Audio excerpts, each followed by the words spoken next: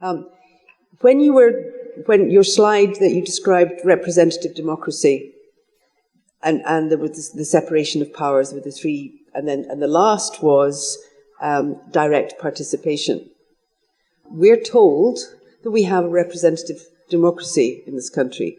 We have the first three steps, but there's not even indirect participation unless you count the consultation process that can be discounted.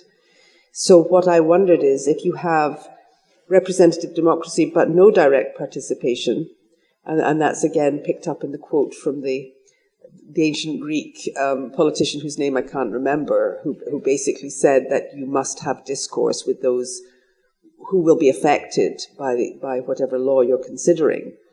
We have no kind of real direct participation. So how do we class the kind of what's called democracy here? That's number one. Number two was just, I was absolutely struck by your discussion, your description of this national identity based on the constitutional democracy. This coming back to the Constitution. For many of us here, that's a real that's kind of out of left field, because what we've been told is that there is the political route to whatever you want to do, and then there's the legal route over here, and the constitutional route, and these are two separate things. But for you, this notion, the political route, the involvement of the citizenry, participation of the country, is absolutely rooted in the Constitution and this constitutional identity. And I'm sure a lot of people know exactly why I find that so exciting. So I wondered if you'd say something about that. And which brings me to that notion of constitutional patriotism, which I wondered if you'd just say a little more about. So sorry for hogging so much of it, but I'm just really anxious to hear your responses. Thank you very much. You will get a lot of move here. Yes, the concept, I mean, the layers of representative democracy, I mean, it's never black and white, but of course, what most so-called representative democracies around the world basically they are representative governments, which again have more or less democratic features, as the rule of law, the separation of powers, and the delegation powers. You can discuss all of these aspects, but fundamentally, I still think we are in a historic time where a democracy is really still far from being a genuine, true representative democracy, because democracy, as it has been said, means people power, means self-determination of the people, means the right of every individual to have an equal right to be involved in both the agenda setting and decision making. And in most representative democracies, this is limited to government, to elected government, to people you can vote in and vote out, but you are not directly in any way involved. And that creates, of course, a lot of problems, a lot of risks to our democracies, because people behave like they are consumers of politics. They see ahead of an election, like they go to a supermarket, different products, and maybe they don't like the products they see, so they don't vote. But also, it creates a lot of frustration among many people, so they are open to forces who are running for elections who are anti-democratic, who are questioning, for instance, the rules of the game, who are questioning the right of your opponent to have a stage, who are questioning the freedom of press. And this creates a lot of risk to our democracy. So the weakness of our representative democracies and limitation to representative government, these are, I would say, the biggest risks to our democracies. As I have said before, we have very aggressive international and country forces who are attacking democracy as such. But again, a representative democracy requires also forms of direct participation of the people. It's just not possible to go to democracy without that, because then you always have most people, 99% out of the real process of decision making. And that's not good enough, and it will not help us to develop democracy further. Secondly, the issue of constitutional patriotism. I mean, it's in a way, it's just going back to the very idea of communities around the world, because this idea that we live in a country where there is just one language, one religion, one so-called cultural group, this is just not existing anywhere, in fact, but it has been tried to be developed in many ways by, for instance, undermining the rights and the possibilities of minorities to speak the language, to exercise their culture. In many, many countries, we have seen that, and this is clearly a violation of all what you can call a democratic state. But what we see at the same time today is, of course, that to be able to live together peacefully in a country, you need this involvement, and you need not just people who feel to belong to, but also feel responsibility for their communities. And by having political rights of decision making, of agenda setting, of losing and winning votes and referendums and elections, you get a responsible population which is also able to take a defeat or become, as I said before in the beginning, happy losers. So they are not thinking that if they lose a certain decision that they lose their rights, freedoms and possibilities. And in many countries still today, this is extremely not the case. It's still about the winner takes it all. The winner has even the ability to maybe put the opposition person to prison. We see in many Asian countries, for instance, that presidents who are voted out or are ending their mandate, they very often afterwards go to prison because many of those have also maybe misused their powers. And again, also, it creates a political class which is mostly interested in their own limited interests during the time in power, instead of being enabler, supporters, facilitators of the community building. So a constitution which allows everybody, and minorities alike, like majorities, to be involved, this creates, I think, a very interesting feature of constitutional patriotism, which has to be fostered, which has to be worked on, which, is a never-ending story. And I think that's very important, that many times we can see so many things we don't like, so many things which are still lacking, and this is not the mistake or the failure of democracy. In contrast, it's just the limitation of the democratic practice we have at a certain stage, and we can use the democratic rights we have to improve democracy, to democratize democracy further. Thank you, Bruno. I was very interested in the list you showed on your screen with the USA at the top. The USA at the top, for the democratic way of running a country, I think it was. Could I ask you, where does the UK come in that list? As you know, I mean, there are extremely limited possibilities for referendums in this. You have basically, and I mean the most recent votes you had here, as well as on Brexit, they were not true referendums. They were basically general opinion polls about a general direction. They were not about the legal text. They were about a proposal of the government, how to label it. And this are, of course, it would be like you would have a parliament election where you say, are you voting more of parties on the right or on the left in general? And afterwards we look which kind of parties we put there and which parliamentarians we put there. This kind of votes are what we would call the plebiscites, advisory voting, which are undermining the very idea of people power in long term, because you can play with that afterwards.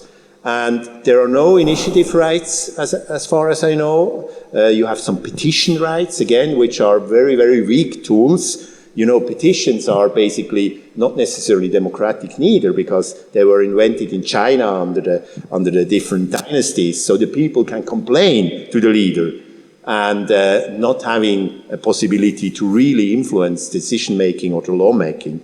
So, unfortunately, the UK model of government and democracy until now really lacks this dimension of citizen participation.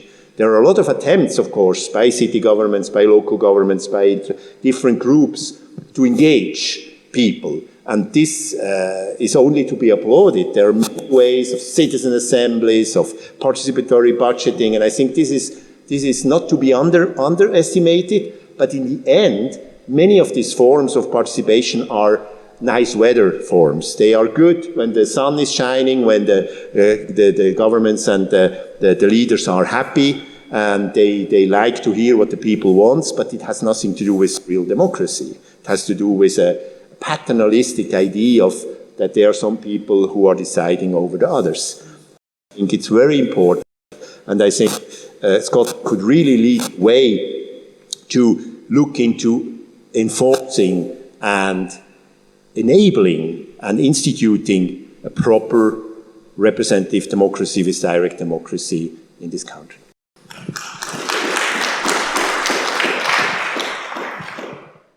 First of all, thank you, Bruno, for your presentation. I've been part of Scotland's National Action Plan for Human Rights for the past 10 years, and the experience of the United Kingdoms of Scotland and England as far as human rights is concerned is that they sign international treaties, ratify them, stick them on the shelf and forget all about them. As part of the work that I've been doing with Salvo, I've had the pleasure of working with and learning from Henry Ferguson on what happens in Switzerland as far as direct democracy and sovereignty is concerned. And as part of that work, I looked at the federal constitution and was quite amazed actually to see that there were several of the articles from the civil and political rights and from economic, social and cultural rights that are actually built into the Swiss federal constitution. And that should, I would guess, give far more accountability to the people than it actually happens here, because accountability is practically zero here in Scotland and here in the United Kingdoms.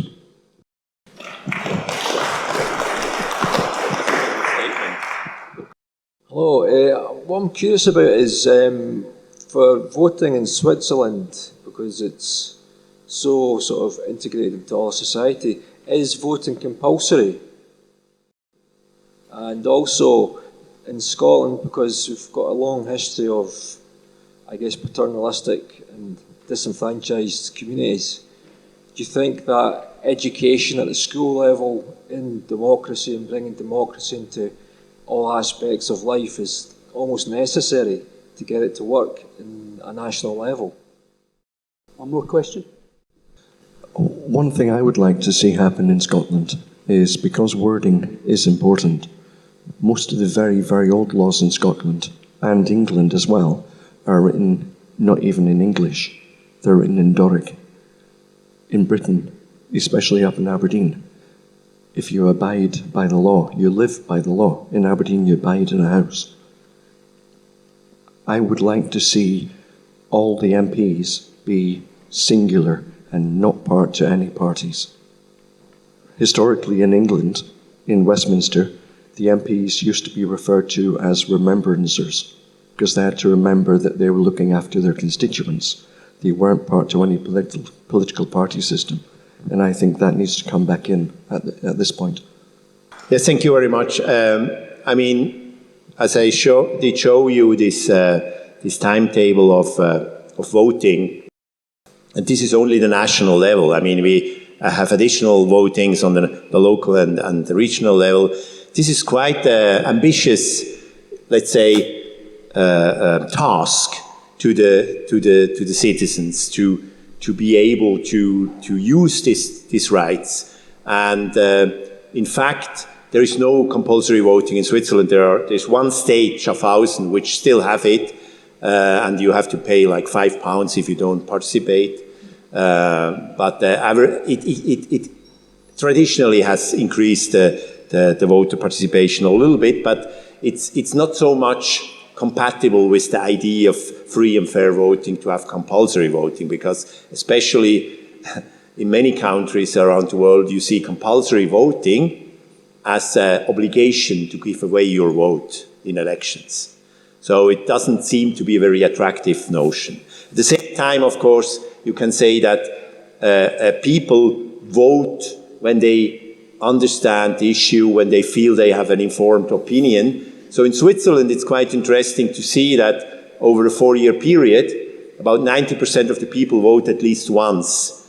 Many people vote very often, but that means not always the same people go to the ballot station. They let those who are better informed, or they feel not good informed, to make the decision. So you cannot complain when a decision is made and you haven't participated, obviously. But it's because it's so specific issues, it's also, you cannot complain just about saying that this has been taken over my head, or somebody has taken this decision. That's, in fact, I think, one of the key elements of responsibility that Swiss people feel, that they cannot blame easily somebody else about what's going on in the country.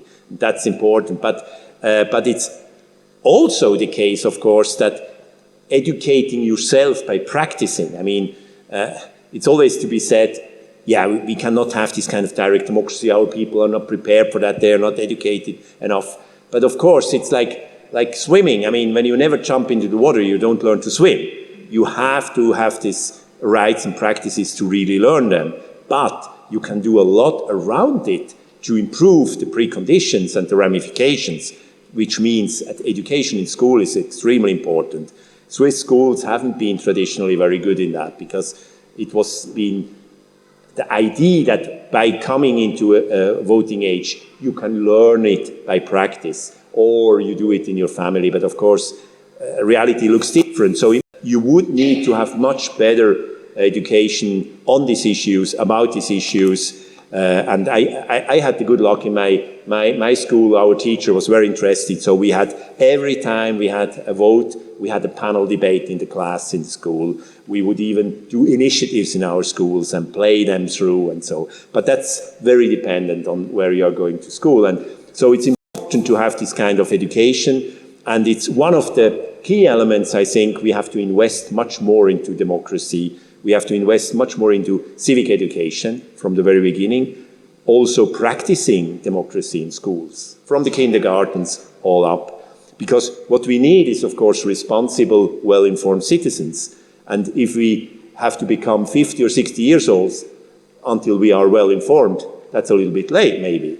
And it's not really making decisions very representative. I mean, we have seen that in Brexit, we have seen it in many votes, that the younger you are, the less frequent you participate, the older you are, the more. And this creates a distortion of the voting, and it's not lucky for the belief into democracy. And we even see that in many countries around the world, it's the youngest people who are the least enthusiastic about democratic rights, and that's also something to be really alert about. And the second issue about, of course, party politicization. This is I see that as both an old, of course, way of let's say, limiting the rights of others. I mean, these party structures in many countries have become much more like, the parties have much less of an educative, inclusive manner, and much more of a let's say, organizational, power distributing format. And in many ways, of course, linked to political corruption and interests which are not transparent. But at the same time, it's clear that parties play an important role in many places. And when you have no parties, you get like very other interests which are running the candidates or the campaigns. So it's not as easy as to be or against parties. I think parties can be very useful if they are groups constituting very useful when you are able to agree on and compromise on different issues, especially in a multi-party system, as for instance I know from Switzerland or from Sweden even, where in most parliaments there are like 9 parties and all the parties have a role to play. So parties are essential, but they cannot be the form of democracy which is exclusive to other forms of participation, of individual responsibility. And in Switzerland we see, for instance, that only 1/3 of the initiatives proposals to constitutional amendments are starting in a party. About 1/3 are coming from different interest groups, and 1/3 are just individual citizens who bring issues to the national referendum. Hi, Bruno. I wanted to ask, out of interest, how you vote in Switzerland. By that I mean how it's organised. Do you go to a place to vote? Do you go to a polling station, or is it online? Obviously, it's a big issue here in Scotland, especially with voter ID now being brought in, about who is counting the votes, sort of thing, and how they are counted. Yes, I could hold now 2 hours speech about that. Now, I mean, voting in Switzerland is very frequent, as you see, and in average, only about 2% of the people go to the voting station. And 98% are remote voters. That means most voters today are getting their envelope about 4 weeks before the vote, and they get a little booklet which explains all the issues. The voter pamphlet is a very important publication because it's in all 4 national languages. It's developed together with the initiators of the vote. When you have a citizen initiative, you get a page there. The parliament says what they think, the government says what they think, even if there's a counter proposal. So this pamphlet is very important, and it's also important that the language in this pamphlet and in legal language is very clear, which means that everybody can understand it by language. And this creates an important element in the legislative process, that from the very beginning there are linguists involved in lawmaking language in Switzerland, because if your language in the end is not understood, people will say no. So you're very interested to make a clear language, which means that you have to be very, very cautious about what you are putting into a law. The laws are normally quite short as well. And this pamphlet comes to you together with the ballots and your voter certificate, and you can just fill it in at home and sending it back. As we have 800,000, more than 10% of the Swiss voters living abroad, like in Sweden, but around the world, since about 15 years, there are trials, e-voting, internet voting, which have been successful initially, and then there was a problem. And now, exactly now, in a few weeks' time, there will be the first time available. So the idea is, of course, that you will have these different channels at the same time, because internet voting also allows for people with disabilities, with different kind of needs, to be easier able to participate in. And it's important to say that of the voting system in Switzerland is that it should be as least practical barriers as possible.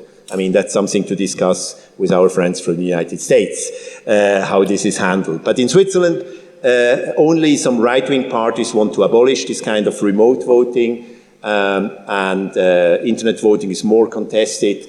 But in the voting, the whole voting procedures, the voting, counting, everything is done by municipalities, volunteers in municipalities. It's very interesting because I have done many study trips to Switzerland with international guests. They are always shocked about, that the ballots are put somewhere and people get coffee. And I mean, nobody would even think about somebody would do something wrong.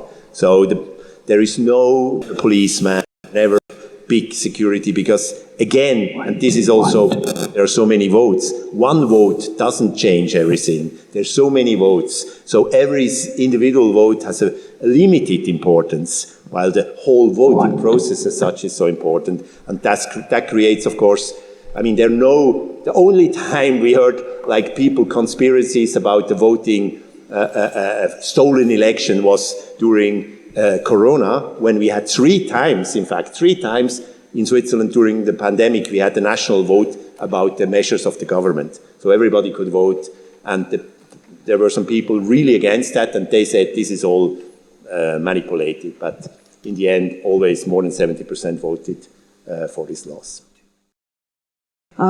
This may seem a little frivolous, but I've seen powerful results coming from apparently frivolous things. Bruno, you inspired me when you said that in Switzerland, every, 15 years, there is a mandatory vote on whether to continue to send your taxes to central government. What a good idea. Now, why doesn't Salvo organise a referendum, wording to be worked out, but along the lines of, I as a sovereign Scot want to send my tax money to Westminster, or I as a sovereign Scot want to send my tax money to a fund which stays in Scotland, administered in Scotland for the benefit of the Scottish people. Okay.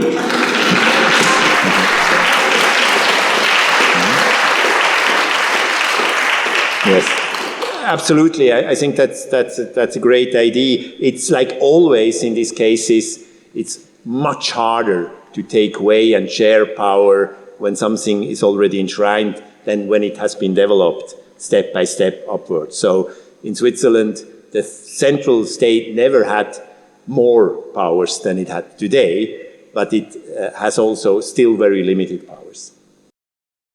I'm interested in the piece in the middle, the regions. Maybe from your experience in Switzerland and Sweden, what's the right definition? On the one hand, if we started with a blank canvas defined by a nation state, at a local level it self-organises in terms of urbanisations, probably. What defines the right size for the regions in the middle? Is it historical? Is it geographical? Is it based on industry? Is it based on other needs? If you were able to start with that blank canvas, how would you shape regions within Switzerland, within Sweden, within Scotland, within the UK?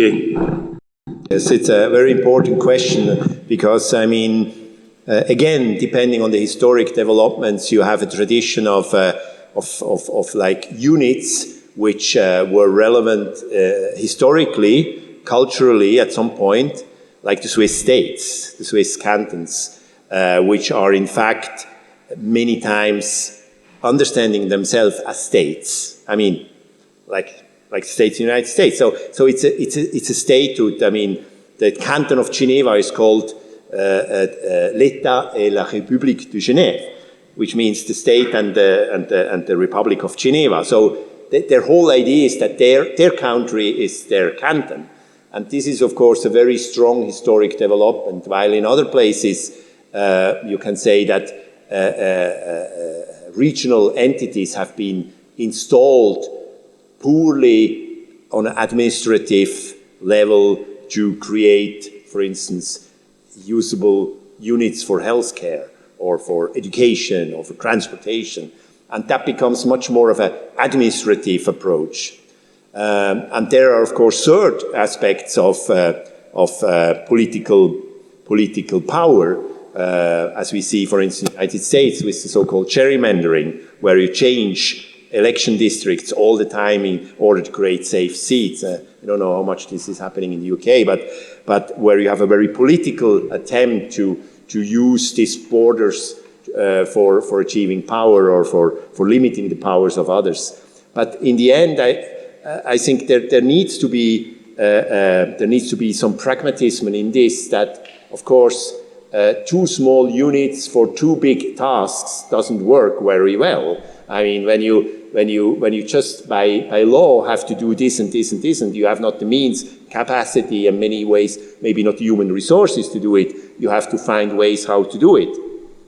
And instead of maybe redistricting, changing borders all the time, so people really lose their idea where they are at home, there are many forms of cooperative, functional of working together. And we see that in many ways in Sweden, Switzerland, in other places, that, you know, municipalities are creating like associations of municipalities. They are working together on waste collection. I mean, in the north of Sweden, there is a border town between Sweden and Finland. They do everything together. I mean, they have basically merged. Still, they are in two countries. And they have different time zones. But they are still basically as one place, you know. You can combine this kind of identity issues with a pragmatic approach. And again, how can it be developed in the future? It's by allowing people to be involved, by allowing people to be decision makers, how this is done. If it's done from far away, you don't feel that this is my way of doing it. So regional levels should absolutely also get and have a form of democratic participation and legitimacy. Otherwise, they become poorly, I think, administrative, bureaucratic elements which people use but have no affection and no responsibility for. Hi, I just wanted to ask you a question. How do you combine democracy in countries where you've had historical settler colonization, and it's specific to the UK, where you've got similar experiences between Wales, Ireland, Scotland, Cornwall, and they are struggling to reclaim their countries because of historical settler colonization, and that's where the opposition comes from, basically these people supporting the Union when they are not actually part of the country. And you see it also in the Americas and Australia, where those indigenous people still don't have their countries back. You know, those countries are supposedly decolonized, but the indigenous people still don't have their countries back. And I think that's something that's very appropriate to our countries, you know, with four of them wanting to have no part of the UK and being opposed by, you know, settler colonization. Yes, that's really a global issue, and I mean, so many places around the world, these problems are really hindering the democratic developments of a country. I was recently in a country in Africa called Botswana, which is the oldest democracy in Africa since 1966, since its establishment as an independent country. It has never had any dictator, never had any political coup by the military. And I really was wondering what this country, Botswana, which is a landlocked big country with many different minorities, managed to develop that, while so many others around, Mozambique, Zambia, Angola, Namibia, have had all these problems. And it was very interesting to hear that the thing with Botswana is that even if it was a British protectorate, it was never a colony.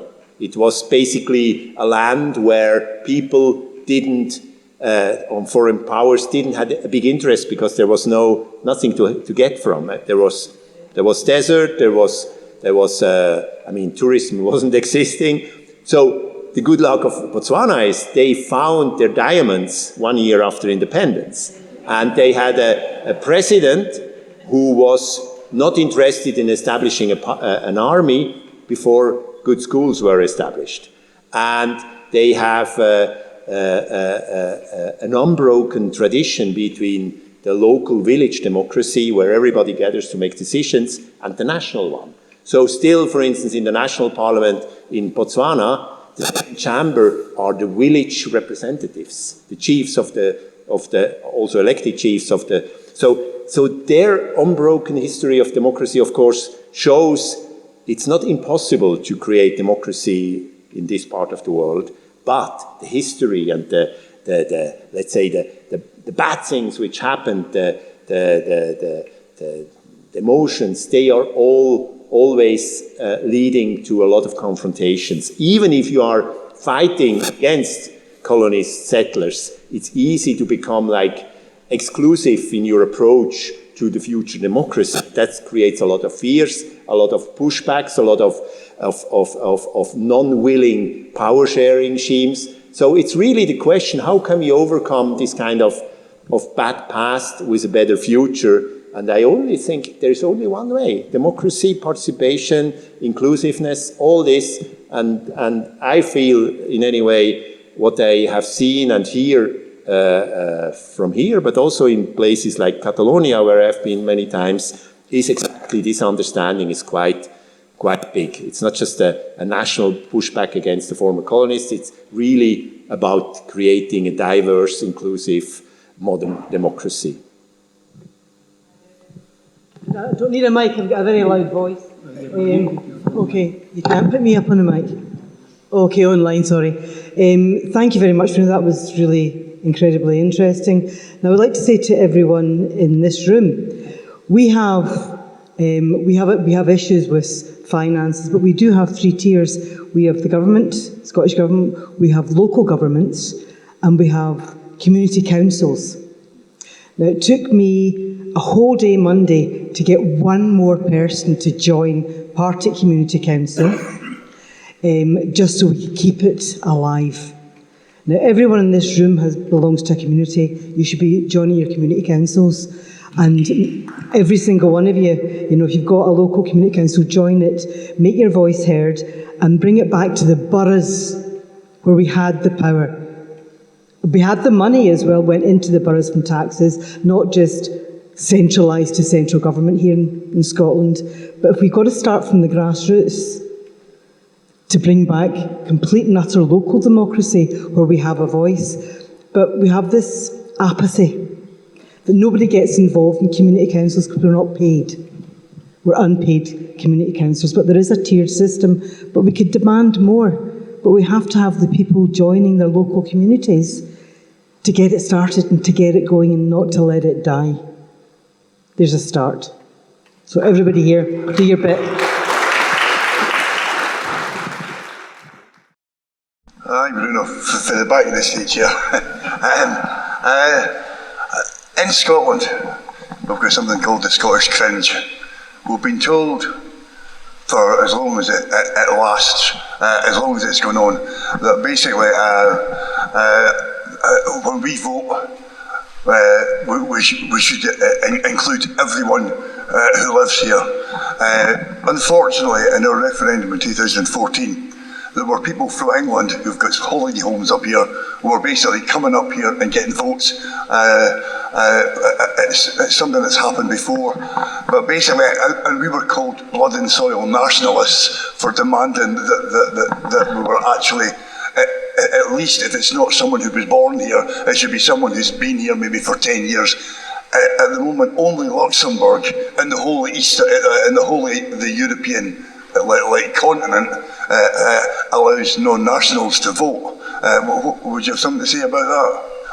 Sorry, on constitutional matters. If it's a constitutional matter, Luxembourg are the only country that allow people to vote on that. Although residents can vote on local and regional stuff. Would you have anything to comment on that? Yeah, I mean, that's a fundamental issue of every democratic discussion is about suffrage. I mean, who is enabled to vote and what are the rules for it? And you can do it really in many different ways. I mean, I'm very much a friend of inclusive voting rights. As I myself, as I said in the beginning, I'm voting in many different places. And of course, some people would say, if you don't live in a country, you should have the right, because, you are not living there. But at the same time, you can say, you are from this country, you have family there, you maybe want to go back. So I think it's a difficult question of taking away voting rights. But at the same time, it's clear that in a case of a ad hoc vote like this vote was, which is very much unclear in its legal consequence, you need to have a good and clear agreement by all stakeholders who should be enabled to vote and for what reasons. I mean, there can be criteria. I absolutely feel that it makes sense when you live in a place permanently that you should have the right to vote, but maybe that should start with the local and regional level before it comes to the national level. And we have, I mean, I was recently in Brussels, not in the EU, but in Brussels city, and they are the most, let's say, multinational municipality in the world, 180 different nations. And they allow citizens in the place of these 180 nations to vote after 2 months when they are there. And the fascinating thing was that those who are voting the least are the EU officials who are living there. So those who are talking most about democratic values, they are not using them. And it's always, again, this kind of interesting conversation. Also, when you talk about, I mean, you have voting rights with 16 here.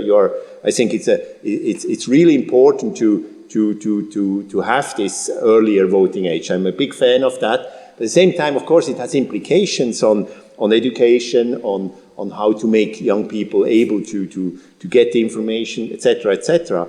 So I think it's for a future decision-making process, for a future forms of initiative for referendum here, you should have a clear idea of in which way, on which level voting rights should be distributed. But at the same time, I think it's better to be inclusive than to be exclusive, and it's important to address the issue of that. I mean, people not just come to a place to vote to influence it from away. I mean, there is one example from after the First World War, the so-called Schleswig question between Denmark and Germany, where the international organizations were enabled to organize the vote. So there wouldn't be just people coming by trains from all over Germany to vote out the Danes and vice versa. So this was a very early interesting case of that you sometimes in a difficult situation, in a challenging situation, need also some international support and international observers, even maybe organizers of a vote.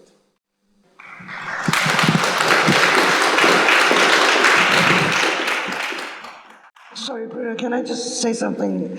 In the case where the other countries in this United Kingdom have been oppressed, that's specifically a case where people are thinking, should citizens of the oppressor, from that country that is oppressing the other nations in this United Kingdom, be allowed to vote, because they do have the tendency to, all of these countries are suffering poverty that's been imposed on them by their oppressor, and then these people come in, buy homes. We have housing shortages, you know what I'm saying?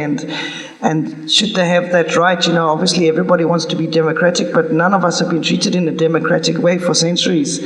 And people want to reclaim the countries. You get 65 countries that have reclaimed their independence and running their own affairs again, from being colonized, and one needs to make that step. So maybe just your comment on that, because it's not just Scotland wanting to leave this union, it's the other members as well. Yes, sure, but I mean, if now somebody who is born in England and moves here and lives here, first maybe this person doesn't feel very democratically treated in its own place of origin. I mean, I don't see that if you have a problematic approach by a government or by a political system, that all the people belonging to the system are in the same way responsible for that as the government. I mean, to blame every individual just because of its national origin, I think that becomes very difficult to handle. There should be universal principles how to handle this question of suffrage, and it's a difficult discussion, absolutely. And I know that in many places you have really strong the only way to go forward is to address these issues together with all those who live in a place independently, where they're born, where they're coming from, which beliefs they have. I mean, the people in a country should have the possibility to decide about the important things of a country, and this includes the people who are living there. Hello. Hi. I'm just about to ask a question. This is a democratic trick question for you. I know the democracy of one of the two countries. The democracy of Andorra and the democracy of San Marino. Do you know anything about them? And maybe Liechtenstein as well. Yeah, do you want me to speak now for the next 3 hours? Now, Liechtenstein is a very interesting case very shortly, because it's a monarchy with direct democracy. The people can have an initiative right to kick out the monarch. So that's one thing. On the other side, the monarch is very powerful, has a lot of money, can even have influence on the rule of law, and that's very problematic. So that's one case. San Marino is interesting because they already in the 16th century had a national referendum about waste collection. That's very, very nice. And they have their very specific forms. I mean, these mini-states, they are very interesting, but of course Andorra, again, is a place where the head of state is the French president and the king of Spain, yes, together. Also very interesting. Hi everybody. As Sarah said earlier on, 9 years ago today, I think the majority of us woke up feeling really despondent, angry, upset, full of other emotions, and probably wanted to put our heads underneath the duvet and never come back out again. Sadly, we're 9 years forward.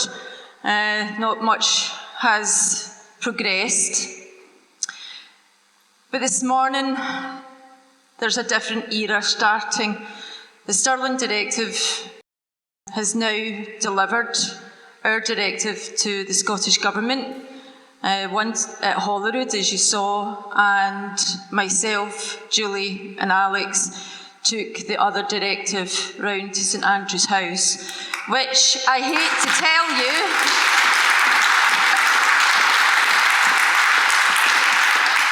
tell you, that nobody came to the reception to greet us. Nobody came to the reception to take it from us.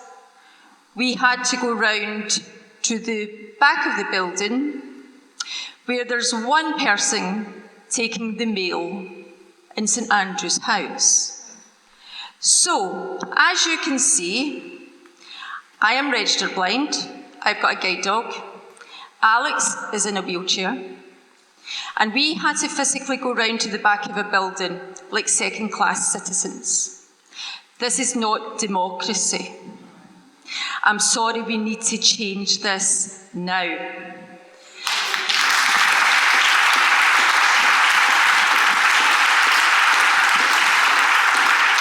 I don't care what party you're in, or if you're not in a party, and believe me, a lot of people in Scotland are now not joining political parties.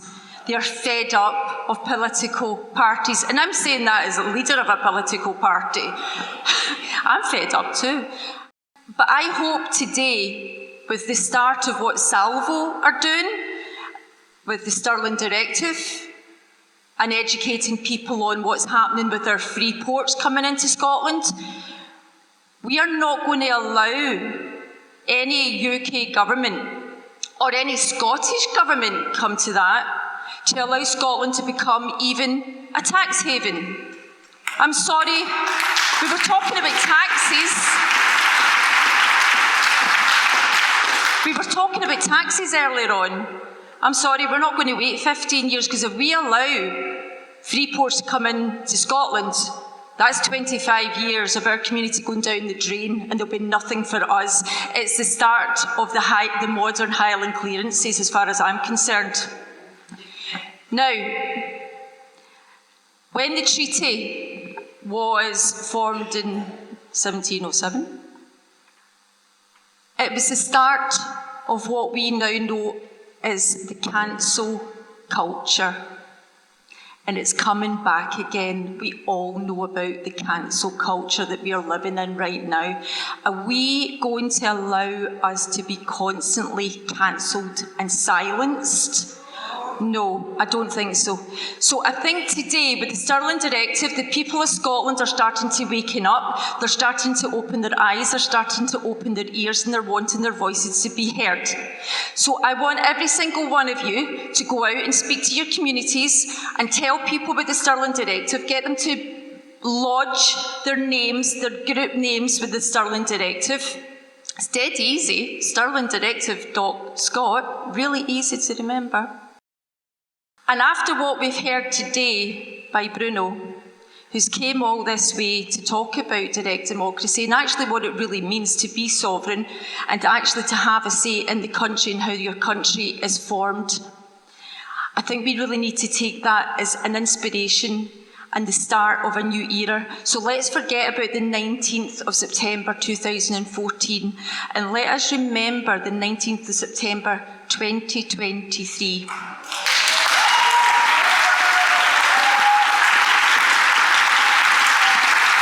And on that note, I would like you all to say a huge big thank you. And I would like you to all to follow him on Twitter at Kaufmann Bruno. And I would like you to thank him for coming all the way over here to Edinburgh to be here today, especially here today for the Stirling Directive, and to come and speak to us today. It's been an inspiration. There's a lot of mind-provoking thoughts for you to go away and reflect on. But on that note, Bruno, thank you very much for coming to Edinburgh.